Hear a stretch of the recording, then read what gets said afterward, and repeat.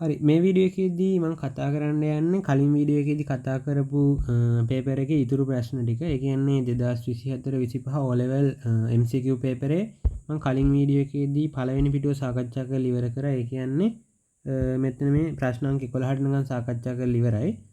එතෙන් එනකන් ටික බලන්න ඕන නම් ඔයා අනිවාර්යෙන් මීට කලින් දාලා තියෙන වීඩියෝ එක බලන්න. අපි අද එහෙනම් 12 වෙනි ප්‍රශ්නේ ඉඳන් ඉස්සරහට සාකච්ඡා කරන් යමු. ඔයාලත් අනිවාර්යෙන් පේපරේ අතේ තියාගෙන වැඩේ පටන් ගන්න. හරි 12 වෙනි ප්‍රශ්නේ ලෝහ සන්නායකයක ප්‍රතිරෝධය පිළිබඳ වැරදි ප්‍රකාශය වන්නේ මින් කුමක්ද කියලා අහනවා. ඔයාලා දන්නවා සන්නායකයක ප්‍රතිරෝධය රඳා පවතින්නේ ඒකේ දිගට අනුලෝමව. ඒ ප්‍රතිරෝධය කියන්නේ මොකක් හරි කම්බි කෑල්ලක් නම් ඒ කම්බිය මෙහෙම තියෙනවා නම් ඒ කම්බියේ දිග L නම් මෙතන හරස් කඩ වර්ගඵලය A නම් මේකේ ප්‍රතිරෝධය රඳා පවතින්නේ දිගට අනුලෝමව. ඒ කියන්නේ දිග වැඩි වෙන්න කම්බියේ ප්‍රතිරෝධය වැඩි වෙනවා. ඒ වගේම හරස් කඩ වර්ගඵලයට ප්‍රතිලෝමව. හරස් කඩ වර්ගඵලයට ප්‍රතිලෝමව තමයි මේකේ ප්‍රතිරෝධය රඳා පවතින්නේ. හරි අපි ඔය ටික දැනගෙන දැන් ප්‍රශ්නෙට යමු. ලෝහ සන්නායකයේ වැරදි ප්‍රකාශය අහන්නේ. පළවෙනි උත්තරය අතාරිමු. දෙවෙනි එක කියනවා දිගට අනුලෝමව සමානුපාතික වේ කියලා. ඒක හරි. ඊළඟට කියනවා හරස්කඩ වර්ගඵලයට ප්‍රතිලෝමව සමානුපාතික වේ කියනවා. ඒකත් හරි. ඊට පස්සේ දැන් පළවෙනි උත්තරයට යමු. උෂ්ණත්වයේ මත රඳා පවතී කියලා කියනවා. උෂ්ණත්වයේ මත රඳා පවතී කියන එක අපිට කෙලින්ම බෑ කියලා ගන්න බෑ. ඇයි දන්නවද? උෂ්ණත්වය වැඩි වෙන්න කම්බි කෑල්ලක් ප්‍රසාරණය වෙනවා. ප්‍රසාරණය වෙනවා කියන්නේ මේකේ දිග වැඩි වෙනවා. දිග වැඩි වෙන හින්දා එතකොට ඒකේ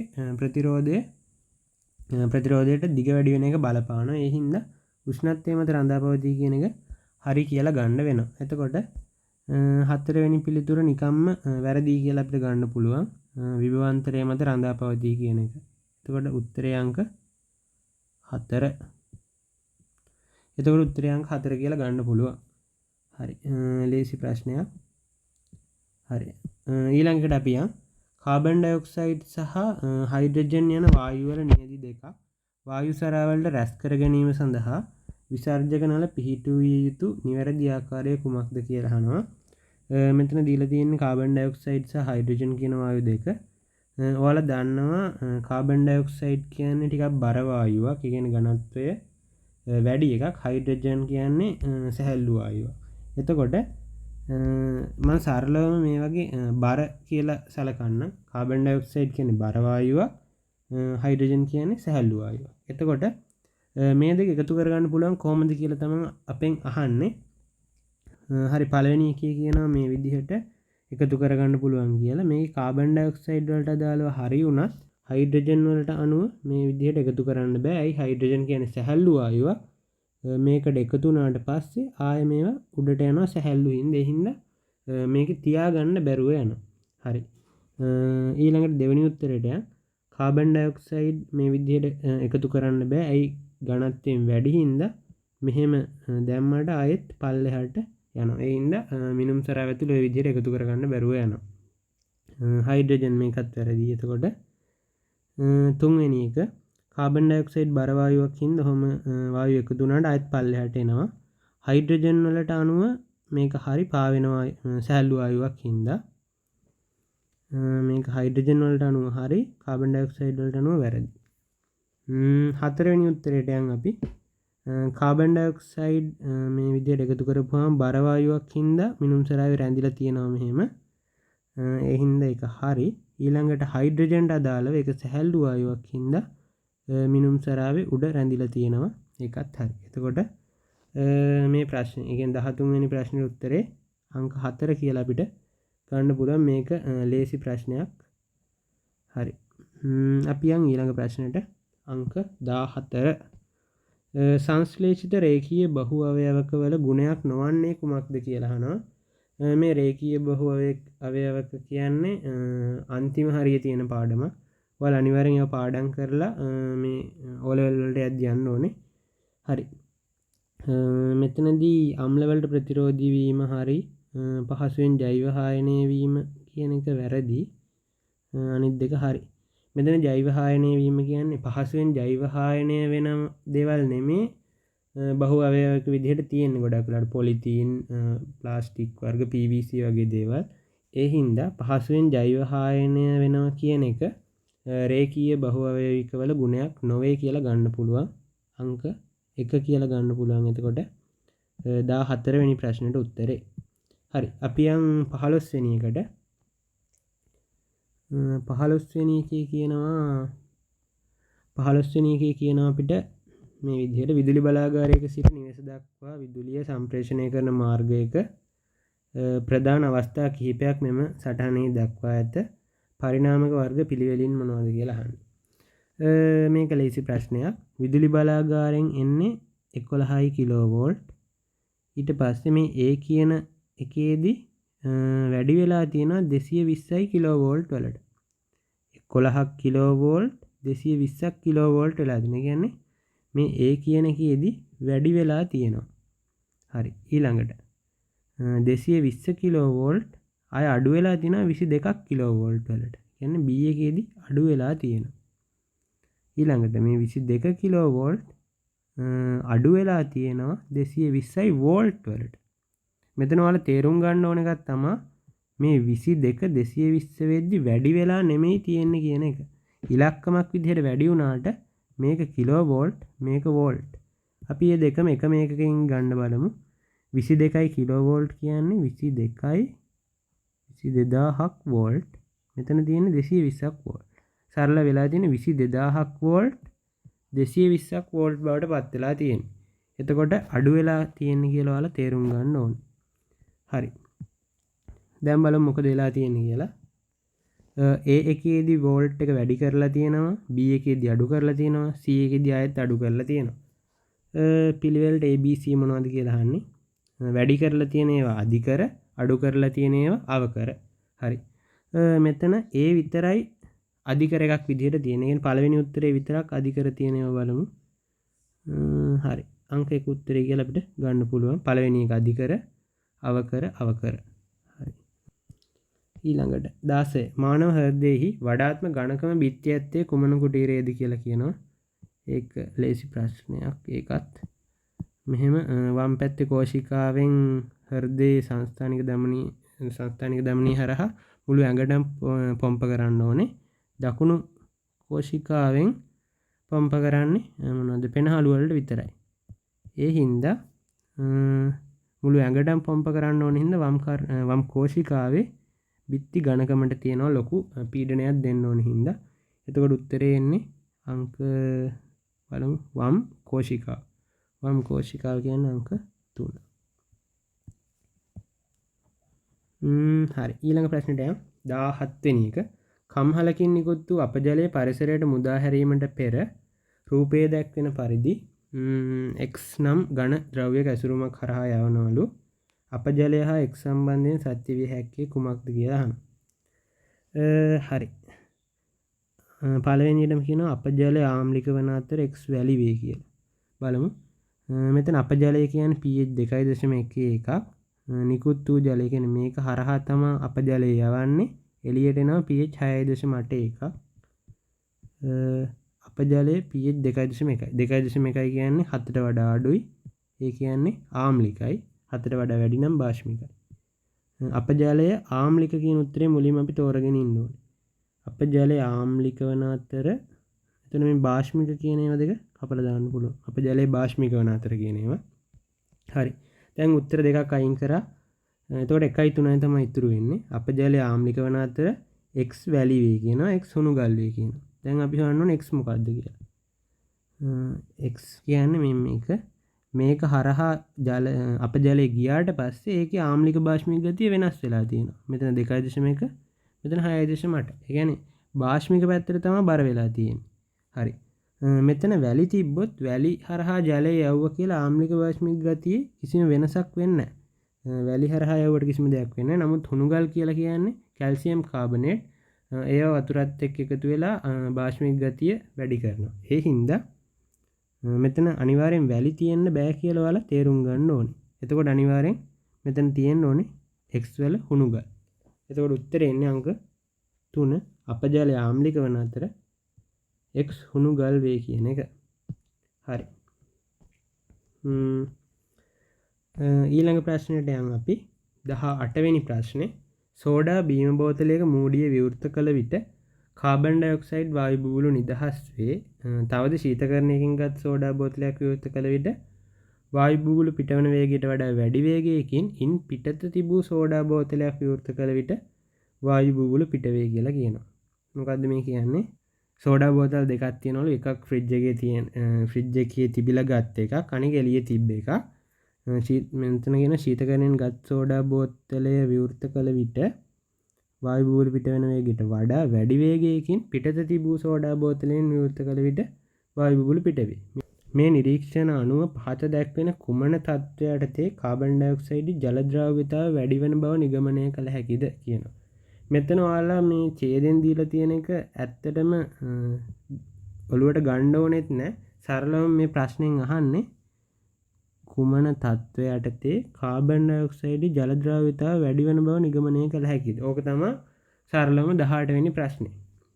හරි. කාබන් ඩයොක්සයිඩ් වල ජල ද්‍රව්‍යතාව වැඩි වෙන්නේ කුමන තත්ත්වයටදේද කියලා තමයි මේ ප්‍රශ්نين අහන්නේ. උඩ ඒවා මොනවත්ම අදාළ නැහැ කියලා හිතලත් ගාන හදන්න පුළුවන්. හරි. අපි බලමු. මොකක් හරි වායුවක් තමයි කාබන් ඩයොක්සයිඩ් කියලා කියන්නේ. කාබන් ඩයොක්සයිඩ් කියන වායුව ජලයේ ද්‍රව්‍ය කරන්න තියෙන්න ඕනේ දේවල් මොනවද කියලා තමයි අහන්නේ. හරි. ඔයාලා දන්නවා මොකක් හරි මෙහෙම භාජනයක් තියෙද්දි මේ තියෙන ජලය කියලා ගමු අපි. මේ හරිය තියෙනවා මේ වාතය. දැන් මේ ප්‍රෙෂර් කරන්න හදන්නේ අපි. මොකක් හරි පීඩනයක් දාලා මේ මොකක් හරි එකක් දාලා ප්‍රෙෂර් කරන්න හදන්නේ. මේ තියෙන්නේ වතුර, මේ තියෙන්නේ වායු, මැද තියෙන්නේ වාතය. ඊට පස්සේ මේ උඩ තියෙන මොකක් හරි එකක් දාලා ප්‍රෙෂර් කරන්න හදන්නේ. එතකොට මේ මෙතන තියෙන මේ වාතය ජලයේ දිය වෙන්න නම් අනිවාර්යෙන් මේ පීඩනය වැඩි කරන්න ඕන නේද? කියන්නේ වැඩි පීඩනයක් තිබ්බොත් තමයි අනිවාර්යෙන්ම ජල මොකක් හරි වායුවක ද්‍රව්‍යතාව වැඩි වෙන්නේ. එතකොට මෙතන ද්‍රව්‍යතාව වැඩි වෙන බව තමයි අහන්නේ. වැඩි වෙන බව නම් පීඩනය වැඩි වෙන්න ඕනේ. වැඩි පීඩනයක් තියෙන තැනක තමයි ද්‍රව්‍යතාව වැඩි කරන්න පුළුවන්. ඒ හින්දා මේ වැඩි පීඩනය කියන උත්තර දෙකෙන් එකක් තමයි අන්තිම උත්තරයේ විදිහට තියෙන්න ඕනේ. ඊළඟට උෂ්ණත්වය ගැන අහනවා. උෂ්ණත්වය ගැන කතා කරද්දී ඔයාලා දන්නවා දැන් මොකක් හරි වතුර භාජන දෙකක් ගමු. ඒ භාජන දෙකේ තියෙනවා මොනවා හරි අපි හිතමු ජලය කියලා. ඊට පස්සේ මේක රත් කරනවා. මේක රත් කරන්න නැතුවෙමු. මේ රත් කරන එකෙන් බුබුලු යන මුලින්ම බුබුලු යන. ඒ කියන්නේ මේ රත් කරන එකේ තියෙන වාතය තමයි මේ එළියට පිට වෙලා යන්නේ. ඒ කියන්නේ මේ ඉහළ උෂ්ණත්වයක් තියෙන භාජනයේ ඇතුලේ ඒ වායු වලට දිය වෙලා ඉන්න බැරි හින්දා තමයි රත් වෙන්න වායු බුබුලු එළියට යන්නේ. ඒ කියන්නේ සරලවම කිව්වොත් ඉහළ උෂ්ණත්වයේ තියෙන එකේ ජල ද්‍රව්‍යතාව අඩුයි, පහළ උෂ්ණත්වයේ තියෙන එකේ ජල ද්‍රව්‍යතාව වැඩි. හරි. අපෙන් අහන්නේ ජල ද්‍රව්‍යතාව වැඩි මොකේද කියලා. වැඩි පහළ උෂ්ණත්වයක් තියෙන එකේ. එතකොට අපිට උත්තරේ ගන්න පුළුවන් අංක 2 කියලා. ඒක ටිකක් හිතන්න ඕනේ ප්‍රශ්නයක්. ඒ වුණාට ඔයාලා O level වලට යන්න කලින් මේ වගේ ගණන් අනිවාර්යෙන්ම මේ වගේ දේවල් අනිවාර්යෙන් දැනගෙන යන්න ඕනේ දේවල්. උත්තරේ අංක 2. හරි. ඊළඟ ප්‍රශ්නේ 19.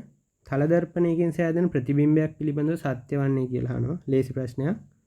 තල දර්පණයක් තියෙනවා. හරි. ප්‍රතිබිම්බයේ වස්තුව තිබෙන පැත්තේම ඇති වෙයි කියන. අපි වස්තුව මේක කියලා ගමු. එහෙම තියෙනවා.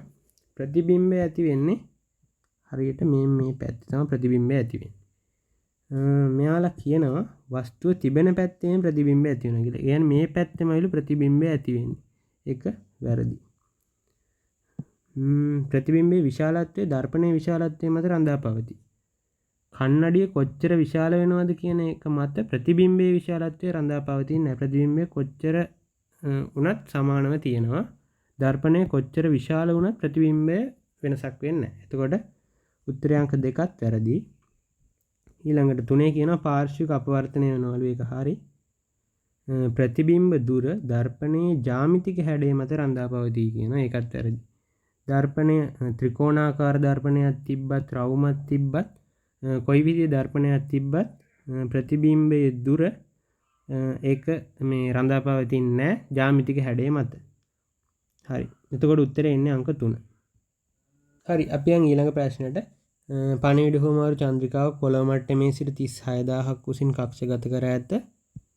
ඊට පස්සේ පිහිටි සම්ප්‍රේෂණාගාරයක නිකුත් කරන රේඩියෝ තරංගයක් චන්ද්‍රිකාවට ළඟ වීමකට ගන්න කාලය අහනවා. වේගය දීලා තියෙනවා. කාලය අහන්නේ. එතකොට දාන තියෙන සූත්‍රය වේගය සමානයි දුර බෙදීම කාලය.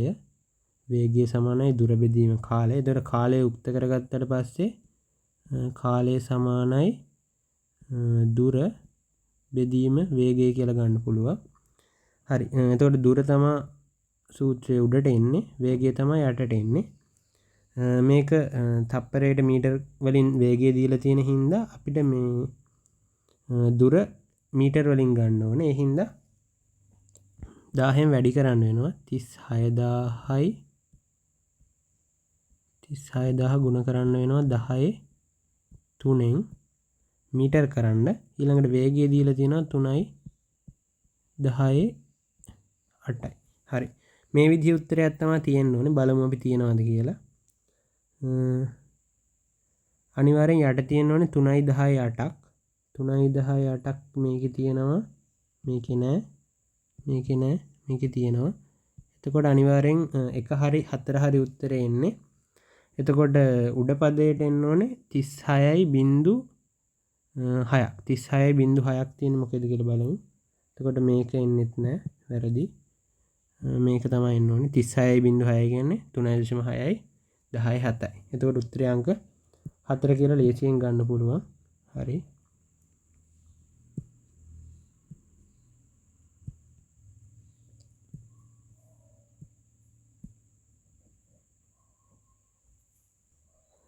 හරි. අපි යන් ඊළඟ ප්‍රශ්නෙට 21. එක්තරා ආහාර නිස්සාරකයකට බෙනඩික්ට් ද්‍රාවණු ස්වල්පයක් එක් කර රත් කළ විට වර්ණ විපර්යාසයක් සිදු නොවිය කියලා කියනවා. බෙනඩික්ට් දාපුවාම වර්ණ විපර්යාසයක් සිදු වෙන්නේ මොන වගේද? මොනොසැකරයිඩ් වල. මොනොසැකරයිඩ් කියන්නේ ග්ලූකෝස්, ෆ්‍රක්ටෝස්, ගැලැක්ටෝස්. එතකොට මේක කියන්නේ වර්ණ විපර්යාසයක් සිදුුනේ නැහැ කියලා බෙනඩික්ට් දාද්දි. ඒ කියන්නේ අනිවාර්යෙන් මෙතන ග්ලූකෝස් වෙන්නත් බෑ, ෆ්‍රක්ටෝස් වෙන්නත් බෑ, ගැලැක්ටෝස් වෙන්නත් බෑ. ග්ලූකෝස් වෙන්න බැරි හින්දා පළවෙනි උත්තරේ කපලා දාන්න පුළුවන්. හරි. පසු එයට තනුක සල්ෆියුරික් අම්ලයේ ස්වල්පයක් එක් කර රත් කළ විට වර්ණ විපර්යාසයක් දීලා තියෙනවා. තැඹිලි පාට හැරුණලු. එම ආහාර නිස්සාරකයේ අඩංගු විය හැකි කුමක්ද කියලා අහනවා. බෙනඩික්ට් වලට වර්ණ විපර්යාසයක් දුන්නේ නැත්නම් මොනොසැකරයිඩයක් වෙන්න බෑ. හරි. ඒකට තනුක අම්ලයක් දාලා රත් කරාට පස්සේ වර්ණ විපර්යාසයක් දෙනවා නම් ඒක අනිවාර්යෙන් නිරොක්සිහාරක කාබෝහයිඩ්‍රේට් වර්ගයක් වෙන්න ඕනේ. එතකොට අනිවාර්යෙන් මෙතන තියෙන වෙනත් කාබෝහයිඩ්‍රේට් කියලා ගන්න පුළුවන් සුක්‍රෝස් විතරයි තියෙන්නේ. ඒ හින්දා අනිවාර්යෙන් උත්තරේ සුක්‍රෝස් තමයි. මේ දෙය කොහොමද දෙන්නේ මේ බෙනඩික්ට් වලට ප්‍රතිචාර ප්‍රෝටීන් දෙන්නෙත් නැහැ. උත්තරේ අංක 2 සුක්‍රෝස් කියලා ගන්න පුළුවන්. සුක්‍රෝස් නැත්තම් මෙතෙන් අනිවාර්යෙන් එන්න ඕනේ උත්තර පොලිසැකරයිඩ් මොකක් හරි පිෂ්ඨය, සෙලියුලෝස්, ග්ලයිකෝජන් වගේ එකක් එක්ක සුක්‍රෝස්. හරි. ඊළඟට 22 ජීව විශේෂයක් සතු පහත ලක්ෂණ සලකා බලන්න කියනවා. සංවිධානය වූ න්‍යෂ්ටියක් නැත කියනවා. සංවිධානය වූ න්‍යෂ්ටියක් නැත්තේ කාටද? අධිරාජධානි වලින් බැක්ටීරියා අධිරාජධානියටයි ප්‍රොකැරියෝට මොනවාද? බැක්ටීරියා සහ ආකියා අධිරාජධානි වලට තමයි සංවිධානය වූ න්‍යෂ්ටියක් නැත්තේ.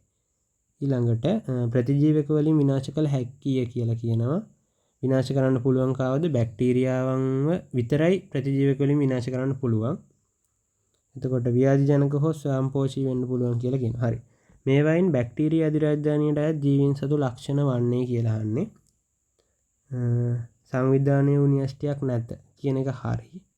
ඊළඟට ප්‍රතිජීවක වලින් විනාශ කළ හැක කියන එකත් හරි. එතකොට AB දෙකම අනිවාර්යෙන් එන්න ඕනේ. AB එන්න ඕනේ. තුන්වෙනි එක ගන්න බෑ. ඒ නැති හින්දා. හරි. ව්‍යාධි ජනක හෝ ස්වයංපෝෂී හෝ විය හැක කියලා කියනවා. ඒකත් උත්තරේ හරි. බැක්ටීරියාව ව්‍යාධිජනක බැක්ටීරියාවක් ඉන්නවා, ස්වයංපෝෂී හරිතලව තියෙන බැක්ටීරියාවක් ඉන්නවා. ඒ හින්දා උත්තර තුනම හරි ABC යන සියල්ලම නිවැරදි කියලා අපිට ගන්න පුළුවන්. හරි. ඊළඟට යන 23 වෙනි ප්‍රශ්නේ. P හා Q යන ලෝහ තනුකම්ල සමග ප්‍රතික්‍රියා කර හයිඩ්‍රජන් වායුව නිදහස් කරන අතර P හා Q ලෝහ තනුකම්ල සමග ප්‍රතික්‍රියා කර හයිඩ්‍රජන් වායුව නිදහස් කරනවා කියන්නේ සක්‍රියතා ශ්‍රේණිය උඩින්ම තියෙන මොකක් හරි ලෝහයක් වෙන්න ඕන ගොඩක් වෙලාවට. R ලෝහයේ තනුකම්ල සමග හයිඩ්‍රජන් පිට නොකරයි කියලා කියනවා. ගොඩක් වෙලාවට ඒක පහලින් තියෙන ලෝහයක් වෙන්න ඕනේ මොකද්ද සක්‍රියතා ශ්‍රේණියේ. ඊළඟට Pට Qහි ලවණ ද්‍රාවණයකින් Q ප්‍රතිස්ථාපනය කළ නොහැක කියලා කියනවා. Pට Qහි ලවණ ද්‍රාවණයකින් Q ප්‍රතිස්ථාපනය කළ නොහැක කියලා කියනවා. එතකොට මෙතන ස්ථාවර වෙන්නේ Q. එතකොට Pට බෑලු Q තියෙන ලවණ ද්‍රාවණයකින් Q ප්‍රතිස්ථාපනය කරන්න. ඒ කියන්නේ Q තමයි ඉහළින් ඉන්න ඕනේ. P ඉන්න ඕනේ Qට වඩා පහළින්. P Q R ලෝහ සක්‍රියතා ශ්‍රේණියේ පිහිටන අණුපිළිවෙල කුමක්ද කියලා අහනවා. දැන් අපි දන්නවා මොකක් හරි ලෝහයකට තනුකම්ලයක් දාපුවම හයිඩ්‍රජන් පිට වෙනවා නම් ඒ දෙන්න QP කියලා දීලා තියෙනවා. QP කියලා මෙතන දීලා තියෙනවා මේ හයිඩ්‍රජන් පිට කරන හින්දා. එතකොට එයාලා ඉන්න ඕනේ අනිවාර්යෙන් සක්‍රියතා ශ්‍රේණියේ උඩ. සක්‍රියතා ශ්‍රේණියේ උඩින් ඉන්න ඕනේ Q හා P. යටින් ඉන්න ඕනේ R. මෙහෙම ගත්තාම Q ඉන්න ඕනේ, P ඉන්න ඕනේ, ඊළඟට ඉන්න ඕනේ R. මේ විදිහට තියෙන පිළිවෙල මොකක්ද කියලා අපි බලමු. QPR කියන අංක 2 තමයි හරි උත්තරේ. සක්‍රියතා ශ්‍රේණිය ආශ්‍රිත ප්‍රශ්නයක්. හරි. ඊළඟට 24 වෙනි ප්‍රශ්නේ ජලය හොඳින් පුරවා හොඳින් මූඩිය වසා ඇති ප්ලාස්ටික් බෝතලයක් තුල ගිලී ඉපිලෙනසේ ඒ ලෙස නම් කර ඇති සැකැස්මක් ඇතුළු කර ඇත. බෝතලේ මැදින් තෙරපන විට ඒ සැකැස්ම බෝතලේ පහළට ගමන් කරයි කියන මේට හේතුව කුමක්ද කියලා අහන්න. මේ විදිහට ඒ කියලා එකක් තියනවලු බෝතලයක් ඇතුලේ දාලා මේ විදිහට විනිවිද පේන ක්ලිප් එකක් තියෙනවා. ඒ ක්ලිප් එක ඇතුලේ ඔයාලට මෙතන පේනවා වාතය තමයි පිරලා තියෙන්නේ. ඊට පස්සේ මේ බෝතලේ මැදින් තෙරපනවා කියනවා. තෙරපනකොට මොකක්ද වෙන්නේ? ඒ කියන සැකැස්ම බෝතලේ පහළට ගමන් කරයි කියලා කියනවා. විදිහට පහළට යනවලු. ඇයි ඒ වෙන්නේ කියලා තමයි අපෙන් අහන්නේ. හරි. බලමු අපි උත්තර. බෝතලේ තෙරපනවට ඒ සැකැස්මේ බර වැඩි වෙනවා කියලා කියනවා. එහෙම දෙයක් වෙන්න පුළුවන්ද? බෝතලේ තෙරපනකොට ඒ සැකැස්මේ බර වැඩි වෙනවා කියලා කියනවා. ඒක අනිවාර්යෙන් වැරදි. මේකේ බර තීරණය වෙන්නේ ස්කන්ධය ගුණ කිරීම ගුරුත්වජ ත්වරණය කියන එක මත. ස්කන්ධය ගුණ කිරීම ගුරුත්වජ ත්වරණය කියන එක මත තමයි මේ ඒ සැකැස්මේ බර තීරණය වෙන්නේ. එතකොට ස්කන්ධය වෙනස් වෙන්නේ නැහැ, ගුරුත්වජ ත්වරණය වෙනස් වෙන්නේ නැහැ. ඒ හින්දා බර නියතයි. මේකේ උත්තරේ වැරදි කියලා ගන්න පුළුවන්. එතකොට ඊළඟ එක ජලයේ පරිමාව අඩු වෙනවා කියනවා. බෝතලේ දෙපැත්තෙන් තෙරපනකොට ජලයේ පරිමාවේ කිසිදු වෙනසක් වෙන්නේ නැහැ. ඇයි? වතුර එළියට හැලෙන්නේ නැහැ. හොඳින් මූඩිය වසා ඇති කියලා උඩම කියලා තියෙන හින්දා. එතකොට පරිමාව අඩු වෙනවා කියන එකත් ගන්න බෑ. ඒ හින්දා දෙවෙනි එක ගන්නත් බෑ, හතරවෙනි එක ගන්නත් බෑ. ඊළඟට කියන ඒ මතයේ දෙන උඩුකුරු තෙරපුම අඩු වෙනවා කියලා. මේ ඒ මතයේ දෙන උඩුකුරු තෙරපුම කියන එකට බලපාන්නේ මෙතන වාතයේ රැඳිලා තියෙන පරිමාවයි ජලයේ ඝනත්වයයි ඊළඟට ගුරුත්වයේ ත්වරණයයි. ඒ කිසිම එකක් වෙනස් වෙන්නේ මේ බෝතලේ තෙරපුවා කියලා. ඒ හින්දා අනිවාර්යෙන් මෙතන ඒ මතයේ දෙන උඩුකුරු තෙරපුම වෙනස් වෙනවා කියලා ගන්නත් බෑ. ඒතකොට ඒ උත්තරෙත් වැරදි. උත්තරය අපිට ගන්න පුළුවන් ජලයේ පීඩනය වැඩි වෙනවා කියන එක අංක 1 කියලා. හරි. ඊළඟ එක අපි යන් ඔයාලට මොනවා හරි මම මේ කියලා දෙද්දි තේරෙන්නේ නැති දෙයක් තියෙනවා නම් අනිවාර්යෙන් කමෙන්ට් එකක් දාන්න. ඒ ගැන ආයි වීඩියෝ එකක් හරි දාන්නම් තේරෙන්නේ නැත්නම් පැහැදිලි කරලා. හරි. 25 වෙනි එක තරංග චලිතය හා සම්බන්ධ ප්‍රකාශ 3ක් පහත දැක්වේ කියලා කියනවා. ඊළඟට ප්‍රකාශ 3ක් දැක්වේ කියලා කියනවා. තීරයක් තරම් ගමන් කරන්නේ මාධ්‍ය අංශු කම්පණය වන දිශාවට ලම්බ දිශාවක් ඔස්සේ කියලා කියනවා. ඒක හරි. තීරයක් තරංග යන්නේ තරංග අංශු කම්පණය වන දිශාවට නෙමෙයි ඊට ලම්බක දිශාවක් ඔස්සේ මේ විදිහට. අන්වායාම තරංග යන්නේ තරංගාංශු කම්පණය වන දිශාවටමයි. ඔයාලා ඒක අනිවාර්යෙන් දන්නවා ඇති. හරි. පළවෙනි එක එතකොට හරි. අන්වායාම තරංගවල නිදහස් අවකාශයක ගමන් කළ හැකියි කියලා කියනවා. අන්වායාම තරංග වලට උදාහරණ තමයි මොනවද? ශබ්ද තරංග වගේ දේවල්. ඒතකොට ශබ්ද තරංගයක් වගේ දෙයකට රික්තයක් කරා ගමන් කරන්න බෑ. මොකද අංශු නැති හින්දා ඒක තරංගය ගමන් කරන්න. ඒ හින්දා මේක ගමන් කළ හැකියි කියලා කියන හින්දා උත්තරේ වැරදි. තුන්වෙනි එක විද්‍යුත් චුම්බක තරංග ඕනෑම මාධ්‍යයක එකම වේගයෙන් ගමන් ගනී කියලා කියනවා. ඒකේ උත්තරේ වැරදි. විද්‍යුත් චුම්බක තරංගයක් ගමන් කරන මාධ්‍ය අණු එකේ වේගය වෙනස් වෙනවා. උපරිම වේගයෙන් ගමන් කරන්නේ රික්තයක් තුලදී 3.18ක වගේ තප්පරයට මීටර වේගයකින් විද්‍යුත් චුම්බක තරංගයක් රික්තයකදී ගමන් කරනවා. හරි. ඉහත ප්‍රකාශ තුළින් නිවැරදි වන්නේ කුමක්ද කියලා අහනවා. නිවැරදි වන්නේ ඒ පමණයි. උත්තරය අංක 1. හරි. අපි යන් ඊළඟ ප්‍රශ්නෙට 26. A හා B ද්‍රාවණ දෙකක් අතරින් A හා B ද්‍රාවණ දෙකක් අතරින් A ද්‍රාවණයට ෆිනොප්තලීන් දානවලු. මේකට ෆිනොප්තලීන් දානවා කියනවා. වර්ණ විපර්යාසයක් සිදු නොවියලු. කිසිම වර්ණ විපර්යාසයක් සිදු වෙලා නැහැ. සමාන සාන්ද්‍රණයෙන් යුත් A හා B ද්‍රාවණ සමාන පරිමාණ මිශ්‍ර කර. A හා B සමාන පරිමාණ මිශ්‍ර කර ප්‍රතික්‍රියා වීමට ඉඩ හැරිය විට C හි ජලීය ද්‍රවණයක් ලැබුණලු. C හි ජලීය ද්‍රවණයක් ලැබුණලු. අතර එහි pH අගය 7කිද. මේකේ pH අගය 7යිලු. හරි. A B හා C ද්‍රාවණ විය හැක්කේ කියලා අහනවා. මෙතන දැම්මේ ෆිනොප්තලීන් දැම්මේ. හරි. දැන් අපෙන් අහන්නේ ABC මොනවද කියලා. C මෙයාලා කියලා තියෙනවා C වල pH අගය 7යි කියලා. එතකොට අපි බලමු pH අගය 7ක් වෙන C උත්තර මොනවද කියලා. සෝඩියම් ක්ලෝරයිඩ් ගන්න පුළුවන්. අවුලක් නැහැ ලවණයක් pH අගය 7යි. මෙතනත් ගන්න පුළුවන් මෙතනත් ගන්න පුළුවන්.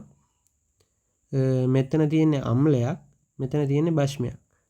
එතකොට C වල උත්තරේ pH 7ක් වෙන්න නම් බෂ්මයක් වෙන්නත් බෑ අම්ලයක් වෙන්නත් බෑ. ඒ හින්දා 2 4 කියන උත්තර දෙකම අපිට කපලා දාන්න වෙනවා.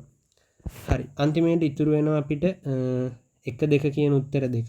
අපි බලමු දැන් ඒ උත්තර දෙකෙන් මොනවද ගන්න පුළුවන් උත්තර කියලා. හරි. එතකොට මේක හරි. ඊළඟට අපිට කියනවා ෆිනොප්තලීන් එක ප්‍රතික්‍රියා කරලා ඒ වර්ණ විපර්යාසයක් දෙන්නේ නැහැ කියලා. ෆිනොප්තලීන් එක වර්ණ විපර්යාසයක් දෙන්නේ නැත්තේ අම්ලද බෂ්මද? ඔයාලා දන්නවා අම්ල. එතකොට ඒ කියන එක වෙන්න ඕනේ අනිවාර්යෙන් අම්ලයක්. අම්ලයක් විදිහට උත්තරේ තියෙන්නේ පළවෙනි එක. මේක HCl. එතකොට 26ට උත්තරේ අංක 1 කියලා ඔයාලට ගන්න පුළුවන්. හරි. ඒක ටිකක් වෙනස් විදිහේ ප්‍රශ්නයක්. ටිකක් කල්පනා කරලා ගන්න ඕනේ. 26ට උත්තරේ අංක 1. හරි. ඊළඟ ප්‍රශ්නේ ප්‍රශ්න අංක 27 ප්‍රභා සංශ්ලේෂණයේදී මුලින්ම සෑදෙන හරිත ලව තුළ తాවකාලිකව ගබඩා වන සහ ෆ්ලෝයම් ඔස්සේ පරිසංක්‍රමණය වන කාබෝහයිඩ්‍රේටමය ඵල මොනවද කියලා අහන්නේ. මේ විදිහට අපි ගමු. හොම් පත්‍රයක් තියෙනවා නම් මේක ඇතුළේ මේ තියෙන කඳ නම් මේ පස් තියෙන්නේ මේ විදිහට. හරි. මේක හිරු එළිය වැටිලා හොම් ප්‍රභා සංශ්ලේෂණය කරලා මුලින්ම හැදෙන්නේ ඔයාලා දන්නවා ග්ලූකෝස්. ග්ලූකෝස් තමයි මුලින්ම පත්‍රයේ හැදෙන්නේ. ප්‍රභා සංශ්ලේෂණයේදී හැදෙන ප්‍රධාන ඵලය තමයි ග්ලූකෝස්. ඊට පස්සේ ග්ලූකෝස් පරිවර්තනය වෙනවා පිෂ්ඨය බවට. පිෂ්ඨය බවට පරිවර්තනය වෙලා තමයි ගබඩා වෙන්නේ. ඊට පස්සේ මේක මේ මොනවද ෆ්ලෝයම් තුලින් පරිසංක්‍රමණය වෙන්නේ සුක්‍රෝස් විදිහට. ඒකත් ඔයාලා දන්නවා ඇති. අපෙන් ඔය තුන මොනවද කියලා තමයි අහන්නේ. මුලින්ම අහනවා ප්‍රභා සංශ්ලේෂණයේදී සෑදෙන්නේ මොකක්ද කියලා. සෑදෙන්නේ ග්ලූකෝස්. ග්ලූකෝස් කියලා උත්තරේ දීලා නැහැ. උත්තරේ දීලා තියෙන්නේ මොනොසැකරයිඩ්ද ඩයිසැකරයිඩ්ද කියලා. ඔයාලා දන්නවා ග්ලූකෝස් කියලා කියන්නේ මොනොසැකරයිඩයක්. ඒ හින්දා පළවෙනි එක මොනොසැකරයිඩ් කියලා ඉන්න ඕනේ. මේකත් නෙමෙයි උත්තරේ මේකත් නෙමෙයි උත්තරේ. ඊළඟට දෙවෙනි එක දෙවෙනියට අහන්නේ හරිත ලව තුළ తాවකාලිකව ගබඩා වෙන්නේ මොකද්ද කියලා. පිෂ්ඨය කියලා කියන්නේ පොලිසැකරයිඩයක්. ඒ හින්දා උත්තරේ අංක 1ක් නෙමෙයි 2 කියලා ගන්න පුළුවන්. අපි බලමු තුන්වෙනි එකත්. ෆ්ලෝයම් ඔස්සේ පරිසංක්‍රමණය වෙන්නේ මොකක්ද අහනවා. සුක්‍රෝස් කියලා කියන්නේ ඩයිසැකරයිඩයක්. එතකොට උත්තරේ අංක 2 කියලා අපිට ගන්න පුළුවන් ලේසියෙන්ම. මේ වගේ දේවල් නම් ඔයාලා අනිවාර්යෙන් දැනගෙන ඉන්න ඕනේ දේවල්. හරි. ඊළඟ ප්‍රශ්නෙට අපි යමු. ප්‍රශ්න අංක 28. මෙම පරිපථයේ S ස්විච් එක සංවෘත කළ විට මොකද වෙන්නේ අහනවා. මේ S කියන ස්විච් එක සංවෘත කරනවා කියන්නේ මෙතන ගාවනවා කනෙක්ට් කරනවා ස්විච් එක ඔන් කරනවා. ඔන් කරපුවාම මොකද වෙන්නේ කියලා අහනවා. ඔයාලා දන්නවා ස්විච් එක ඔන් කරාට පස්සේ මේ විදිහට කරන්ට් එක ගලන්න පටන් ගන්නවා බැටරියෙන්. කරන්ට් එක ගලනකොට මොකද වෙන්නේ? මේ විදිහට කරන්ට් එක යනවා. හැම ඉන්න මම පොඩියට ඇඳලා පෙන්නන්න.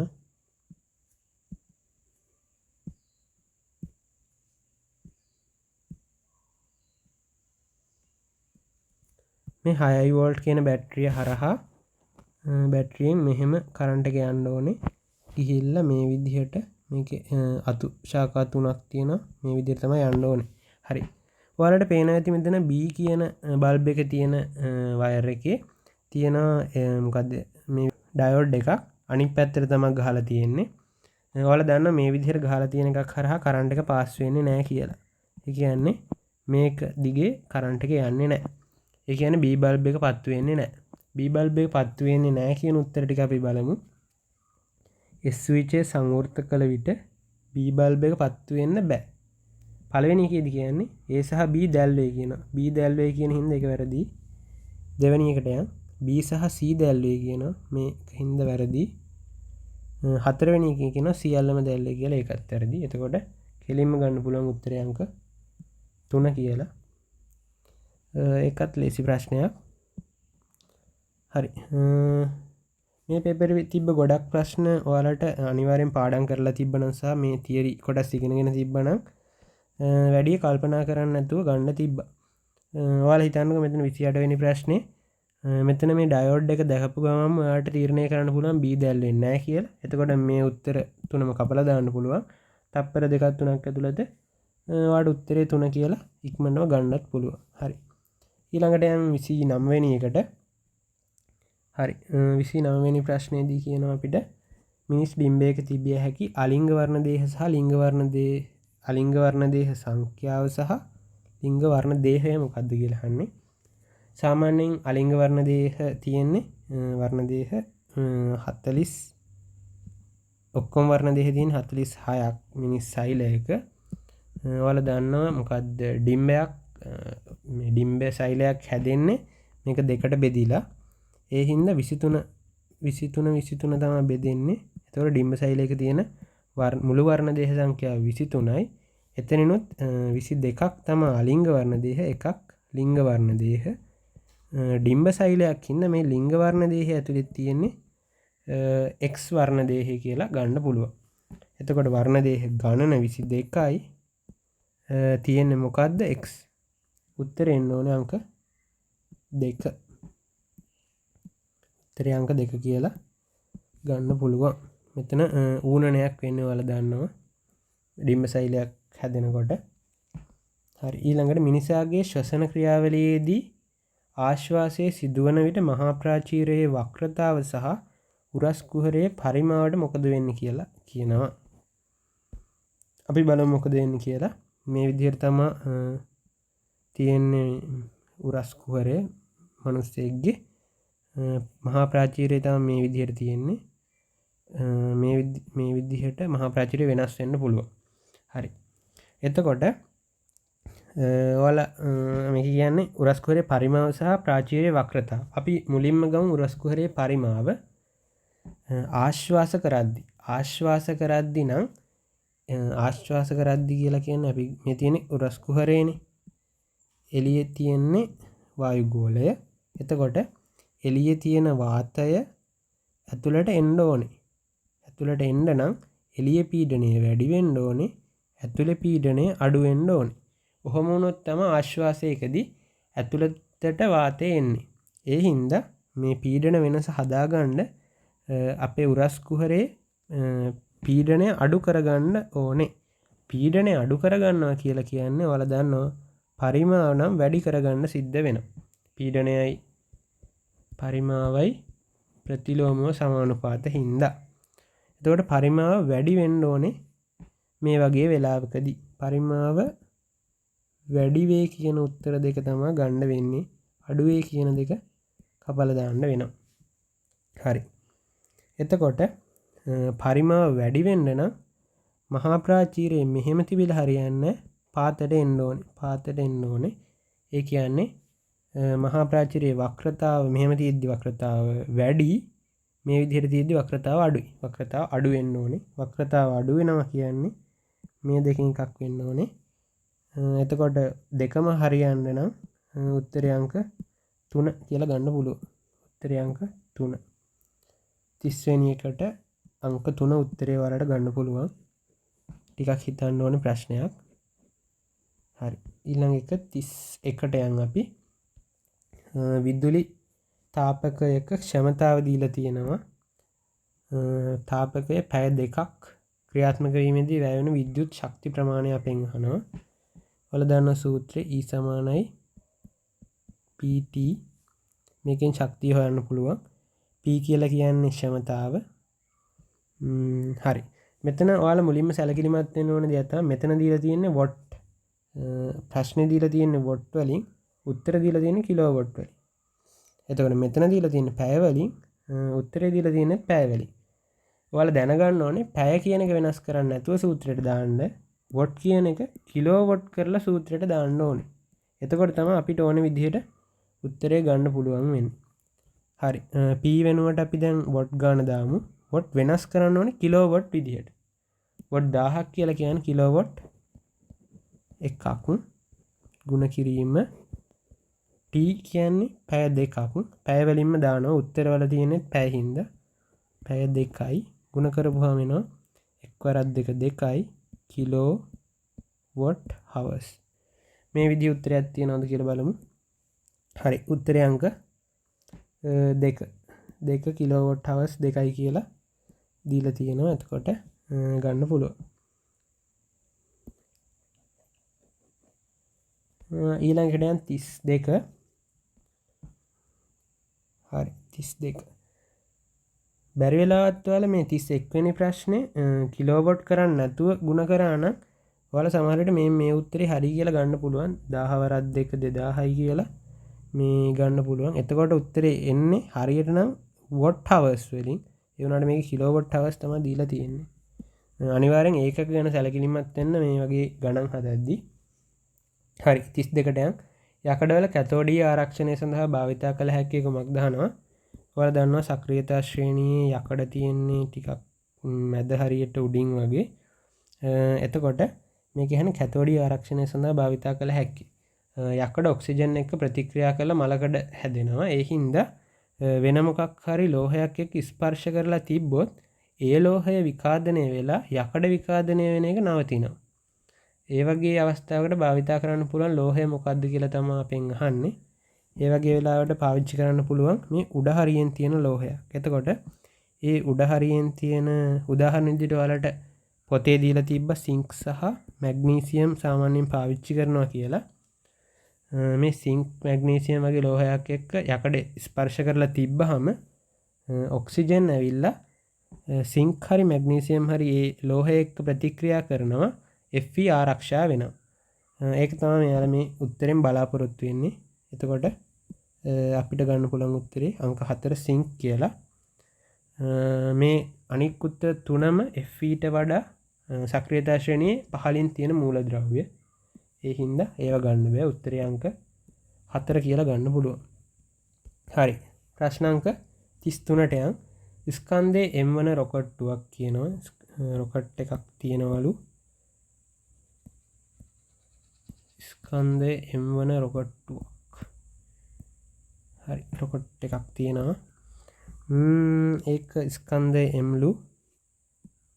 ස්කන්ධයේ M කියනවා. රොකට්ටුවක් ඉන්ධන දහන නිසා සිරස්ව ඉහළ දිශාවට ඇති වෙන බලය R කියනවා. ඉහළ දිශාවට බලයක් ඉන්ධන දහනය හින්දෙනවලු R කියලා. ඊට පස්සේ ගුරුත්වජ ත්වරණය G කියනවා. ත්වරණය අපෙන් අහනවා. මෙතනදී ඔයාලා දැනගන්න ඕනේ මේ R කියන බලය ඉන්ධන දහනයෙන් ඇති වුණාට මේ රොකට් එකේ බර පල්ලෙහාට තියෙනවා mg කියලා. ඉන්න මම පැහැදිලිව අඳින්න. හරි අපි ඒ ගාන හදමු. මේ විදිහට තියෙනවා රොකට් එක. රොකට් එකේ උඩට ඇති වෙනවා R බලයක්. යටට තියෙනවා රොකට් එකේ බර mg. ඊට පස්සේ අපෙන් අහනවා මේකේ ත්වරණය. ඔයාලා දන්නවා අනිවාර්යයෙන්ම මොකක් හරි ප්‍රශ්නයකදී ත්වරණයක් හොයන්න තියෙනවනම් එක්ක ත්වරණය හොයන්න ඕනේ ත්වරණය සමානයි වේගය බෙදීම ප්‍රවේග වෙනස බෙදීම ගත වූ කාලය. එහෙම නැත්නම් අනිවාර්යෙන් F සමානයි ma වලින් තමයි ත්වරණයක් ගන්න තියෙන්නේ. දැන් ඔයාලා දන්නවා මේකෙන් ගන්න බෑ ත්වරණය. අනිවාර්යෙන් මේක තමයි පාවිච්චි කරන්න වෙන්නේ F සමානයි ma. එතකොට අපි රොකට් එකට F සමානයි ma දාන්න වෙනවා. හරි. කොහොමද F සමානයි ma දාන්නේ? F කියන්නේ මේ රොකට් එකට අදාළ සංප්‍රයුක්ත බලය. සංප්‍රයුක්ත බලය කියන්නේ ඉහළට R කියලා බලයකුයි යටට mg කියලා බලයකුයි තියෙනවා.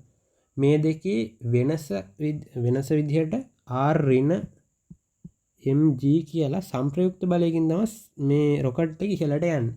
එතකොට මේක තමයි අපිට ගන්න වෙන්නේ F විදිහට. R ඍණ mg සමානයි මේ තියෙන්නේ රොකට් එකේ ස්කන්ධය. රොකට් එකේ ස්කන්ධය වල දානවා m කියලා දීලා තියෙන්නේ ma. හරි. අපෙන් අහන්නේ මෙතන a. ඒ හින්දා a උක්ත කරගමු. මේ m එක පල්ලෙහාට අරන් යන් මේ විදිහට. මේ විදිහට m එක පල්ලෙහාට අරන් යන්. එතකොට a වලට උත්තරේ එනවා මේක r ඍණ mg බෙදීම m කියලා. හරි අපි බලමු එහෙම උත්තරයක් තියනවද කියලා. ඔයාලට බලාගන්න පුළුවන් r ඍණ mg බෙදීම m කියලා උත්තරයක් මේ විදිහට පළවෙනි උත්තරේම තියෙනවා. එතනදී ඔයාලා අනිවාර්යයෙන්ම සැලකිලිමත් වෙන්න ඕනේ දේ තමයි f කියන එක වෙනුවට r ඍණ mg දාන එක. හරි ඊළඟට 34 35 තව ප්‍රශ්න ටිකක් තියෙනවා. අපි යට මේකේ ඉඳන් එමු ගණන් හදලා එපා වෙන හින්දා. සාම්ප්‍රදායික වැවක වැව් බැම්ම සේදී යාම වැළැක්වීම නැති අංගය මොකක්ද කියනවා. වැව් බැම්ම සේදී යාමට ඔයාලා දැකලා ඇති මෙහෙම අර කළු ගල් දාලා තියෙනවා. ඒකට කියන්නේ රළපනාව කියලා. උත්තරේ අංක 2. ලේසි ප්‍රශ්නයක්. හරි 39 මිනිස් බලපෑම අවම වන්නේ කුමන ආපදා තත්ත්වයේ කෙරෙහිද කියනවා. හරි 4 වෙනි වනසතුන් ජනාවාස ආක්‍රමණය කිරීම. ඒකට මිනිස්සුන්ගේ ක්‍රියාකාරකම් බලපානවා. ඒ හින්දා අවමයි කියන එක ගන්න බෑ. ඒකට ගොඩක් මිනිස්සුන්ගේ ක්‍රියාකාරකම් බලපානවා. ඊළඟට 2 ප්‍රභා රසායනික ධූමිකාව. ප්‍රභා රසායනික ධූමිකාව කියන්නේ ඔය පාරේ වාහනවල යද්දි නිකන් අර කහ පාට දුමක් වගේ යන්නේ. ඕක ගොඩක් වෙලාවට වාහනවල දුම් හින්දා තමයි ඇති වෙන්නේ.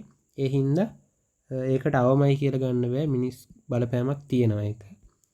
ඊළඟට 3 වෙනි එකට ආගන්තුක ආක්‍රමණික ශාක පැතිරීම. ආගන්තුක ආක්‍රමණික ශාක පැතිරෙන්න හැම වෙලේම මිනිස් ක්‍රියාකාරකම් බලපාන්නේ නැහැ. නමුත් මිනිස් ක්‍රියාකාරකම් බලපානවා. සමහර වෙලාවට ආගන්තුක ශාක මිනිස්සු විසින් හදන ඒවා වෙන්න පුළුවන්. එක්ක පැතිරෙන්න මිනිස්සුන්ගේ ක්‍රියාකාරකම් සමහර විට බලපාන්න පුළුවන්. සුනාමි ඇතිවීම. සුනාමියක් ඇති වෙන සාමාන්‍යයෙන් බලපාන්නේ උල්කාපාත කඩා වැටීමක් එක්කෝ මුහුද ඇතුලේ සිද්ධ වෙන නායයාමක් එහෙම නැත්නම් මුහුද ඇතුලේ සිද්ධ වෙන භූමිකම්පාවක් ඔය වගේ දෙයක් තමයි සුනාමියක් ඇති වෙන්න බලපාන්නේ. මේ උත්තර දෙක සලකපුවාම මිනිස්සුන්ගේ බලපෑම වඩාත් අවම වන්නේ උත්තරේ අංක 1 සුනාමි ඇතිවීම කෙරෙහි කියලා ගන්න පුළුවන්. සුනාමි ඇති වෙන්න මිනිස්සුන්ගේ ක්‍රියාකාරකම් බලපානවා ගොඩක් අඩුයි නැත්තෙම නෑ. නමුත් උත්තරේ අහන්නේ අවම වන්නේ මොකේද කියලා. ඒ හින්දා උත්තරේ අංක 1 කියලා ගන්න පුළුවන්. හරි අපි යන් 38 වෙනි එකට. පහ සඳහන් ප්‍රකාශ අතරින් වැරදි ප්‍රකාශය කුමක්ද කියලා අහනවා. එක වායුගෝලයට ක්ලෝරෝෆ්ලෝරෝකාබන්. ක්ලෝරෝෆ්ලෝරෝකාබන් කියන්නේ ඔයාලා දන්නවා ඉස්සර ෆ්‍රිජ් වල තිබ්බ CFC කියන ගෑස් එක. මේ ගෑස් එක එක්වීමෙන් අම්ල වැසි ඇති වේ කියනවා. ඒක වැරදි. මේ CFC මේ රිලීස් වුණාම වෙන්නේ අනිවාර්යෙන් මොනවද? ඕසෝන් ස්තරයේ හානි වෙන එක. අම්ල වැසි ඇති වෙන එක නෙමෙයි. අම්ල වැසි ඇති වෙන්න දායක වන්නේ CO2 ඊට පස්සේ SO2 SO3 ඔය වගේ වායු. හරි. එතකොට පළවෙනි උත්තරේ වැරදි කියලා ගන්න පුළුවන් කෙලින්ම. දෙවෙනි එකට හරිතාගාර ආචරණය ජීවය පවත්වාගෙන යාමට අවශ්‍යයි. ඔව්. ගෝලීය උණුසුම් වීමට හරිතාගාර ආචරණය බලපානවා. ඔව්. නයිට්‍රජන් වල ඔක්සයිඩ් ඕසෝන් ස්තරය හායනය කෙරෙහි බලපායි. ඔව්. NO වගේ ඒවා දායක වෙනවා මොනවද ඕසෝන් ස්තරය හානි කරන්න. එතකොට 2 3 4 උත්තර හරි. වැරදි එක අංක 1 ක්ලෝරෝෆ්ලෝරෝකාබන් අම්ල වැසි ඇතිවීමට බලපෑමක් ඇති කරන්නේ නැහැ. දීලා තියෙන ඇති කරනවා කියලා එහින් දෙක වැරදි. ඊළඟ ප්‍රශ්නය 37 වෙනි එක. දුනු තරාදියකින් එල්ලන ලද සිංක් තහඩු කැබැල්ලක් හයිඩ්‍රොක්ලෝරික් අම්ල ද්‍රාවණයක ගිල්වා ප්‍රතික්‍රියා වීමට සලසන ලද අතර ප්‍රතික්‍රියාව ආරම්භ වී මඳ වේලාවකට පසු එම අම්ල ද්‍රාවණයෙන් තවත් ප්‍රමාණයක් ප්‍රතික්‍රියා මිශ්‍රණයට එකතු කරන ලදී. දුනු තරාදී පාඨාංකයේ කාලයට එරෙහිව මොකද වෙන්නේ කියලා අහනවා. සරලව මේ කියන්නේ මෙහෙම භාජනයක දාලා තියෙනවා සිංක් කැබැල්ලක්. මෙහෙම සිංක් කැබැල්ලක්. ඒක එල්ලලා තියෙනවා දුනු තරාදියක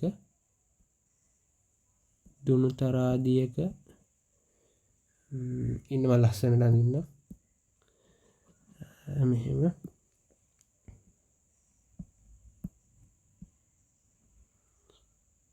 මේ විදිහට සිංක් කැබැල්ල තියෙනවා. ඒක එල්ලලා තියෙනවා මේ විදිහට දුනු තරාදියක.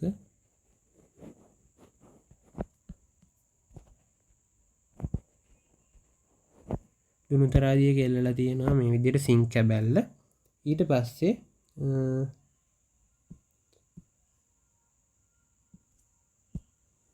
ඒකට දාලා තියෙනවා හයිඩ්‍රොක්ලෝරික් ද්‍රාවණය. මේ විදිහට හයිඩ්‍රොක්ලෝරික් දාලා තියෙනවා. ඊට පස්සේ මේ දුනුතරාදී පාඨාංකය m කියලා කියනවා. දුනුතරාදී පාඨාංකය m ලු කාලය t. හරි. දැන් අපි බලමු මොකද වෙන්නේ කියලා. මුලින්ම සිංක් කැබැල්ලක් HCl වලට දාලා තියෙන්නේ. HCl මෙතන සිංක් HCl වලට සිංක් දාලා මෙහෙම ප්‍රතික්‍රියා කර කර ඉද්දි ටික වෙලාවක් ගියාට පස්සේ ආයෙත් HCl දාලා තියෙනවා මේ වාදනයේට වැඩිපුර. ඊට පස්සේ මොකද වෙන්නේ කියලා අහන්නේ. හරි.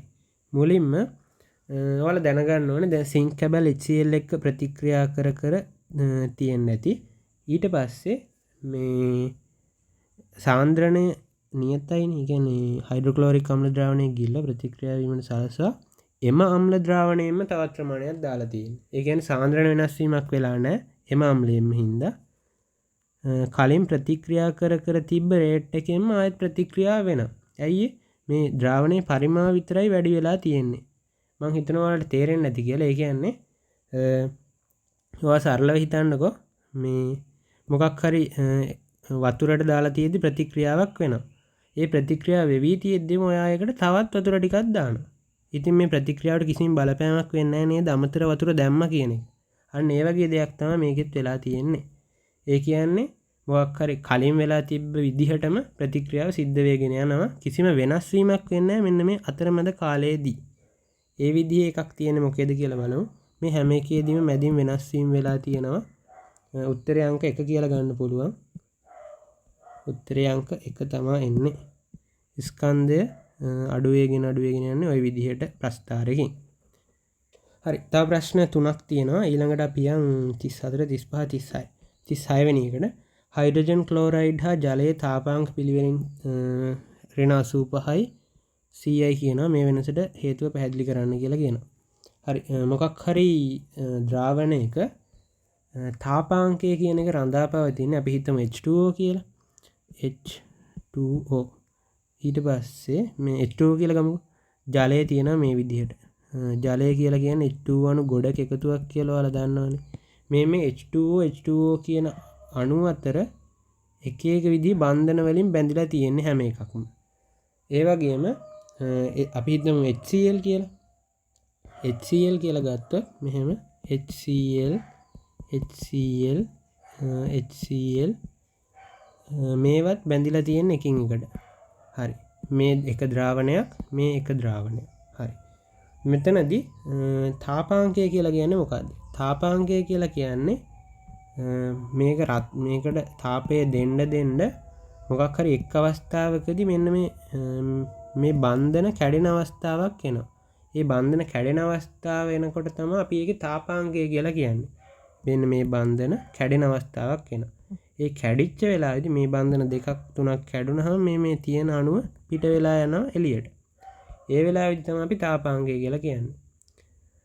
අපෙන් අහනවා මේ මොකද්ද ජලයේදී සෙල්සියස් 100ක් දෙන්න ඕනලු තාපාංකයට එන්න. ඒ වුණාට HCl වලදී ඍණ 85යිලු ඕනේ. සරලව කිව්වොත් ජලයට වැඩි උෂ්ණත්වයක් දෙන්න ඕනලු මේ බන්ධන කඩන්න. HCl වලට දෙන්න ඕනේ ඊට වඩා අඩු උෂ්ණත්වයක්ලු. ඇයි ඒ කියලා තමයි අපෙන් අහන්නේ. හරි. පළවෙනි උත්තරේ කියනවා හයිඩ්‍රජන් ක්ලෝරයිඩ් අණු අතර අන්තරාණුක බල ජල අණු අතර බල වලට වඩා දුර්වලයිලු. හයිඩ්‍රජන් ක්ලෝරයිඩ් අණු අතර තියෙන බන්ධන මෙන්න මේවා ජල අණු අතරේට වඩා දුර්වලයි. ඔව් ඒක තමයි ඇත්තටම උත්තරේ. මම හිතනවා තේරෙන්නේ නැති කියලා. ඊළඟට කියනවා සාපේක්ෂ අණුස්කන්ධය. අණුස්කන්ධ බලපාන්නේ නැහැ තාපාංකයට. ඊළඟට කියනවා අණු වල පරමාණු අතර සහබන්ධන හයිඩ්‍රජන් ක්ලෝරයිඩ් වලට වඩා ජලය ප්‍රබලයිලු. මෙතනදී මේ HCl කියන එක ඇතුලේ තියෙන H සහ Cl අතර බන්ධන වල ප්‍රබලතාව ලොකුවට බලපෑමක් වෙන්නේ තාපාංකයට. ඒ හින්දා කෙලින් උත්තරේ 36ට 1 කියලා අපි ගමු. ටිකක් හිතන්න ඕනේ ප්‍රශ්නයක්. හරි.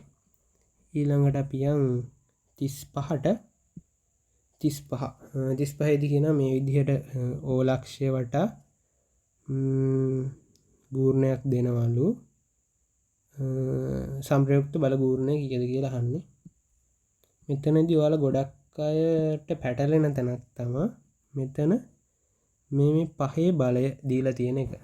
එතන ඕ ලක්ෂය හරහා යන විදිහට තමයි 5 නිව්ටන් බලය දීලා තියෙන්නේ. ඒ කියන්නේ ඒ බලය ගූර්ණයක් වෙන්න බලපෑමක් ඇති වෙන්නේ නැහැ ඕ ලක්ෂය වටා. ඒ හින්දා මේ 5n කියන බලය නොසලකා හරලා 4n ගෙන් තමයි අපිට බලය ගන්න වෙන්නේ. බල ගූර්ණය. එතකොට 4n තමයි බලය. මේක තමයි ක්‍රියාකාරී ලක්ෂයේ සිට දුර. මේක තමයි දුර. මේක තමයි බලය. එතකොට 0.4 වතාවක් 4 1.6යි නිව්ටන් මීටර්. උත්තරය අංක හරි 3ත් ගන්න බෑ 4ත් ගන්න බෑ. උත්තර දෙකක් තියෙනවා 1යි 2යි. දිශාව බලන්න ඕනේ. දිශාව මේ පැත්තට. මේ පැත්තට කියන්නේ දක්ෂිණාවර්තව. උත්තරය අංක 2.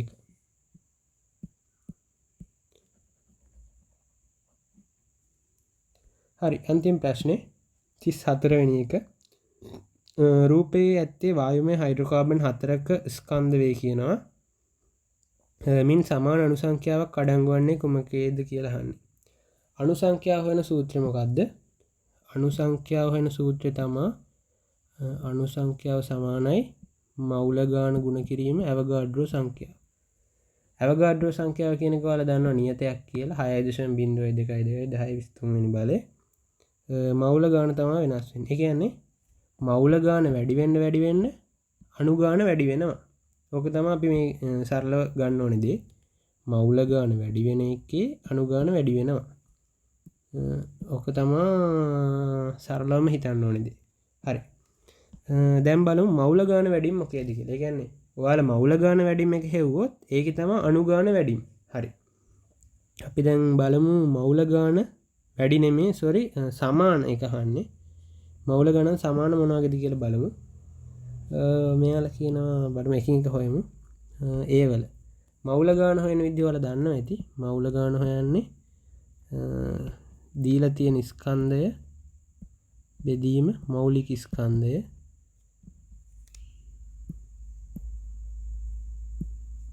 එකින් එක හොයමු. පළවෙනි එකේ දීලා තියෙන ස්කන්ධය 8යි. මෞලික ස්කන්ධය හොයන්න දන්නවා ඇති.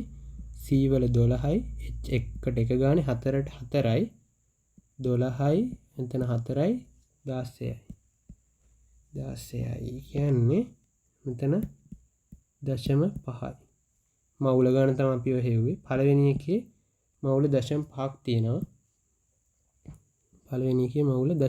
තියෙනවා.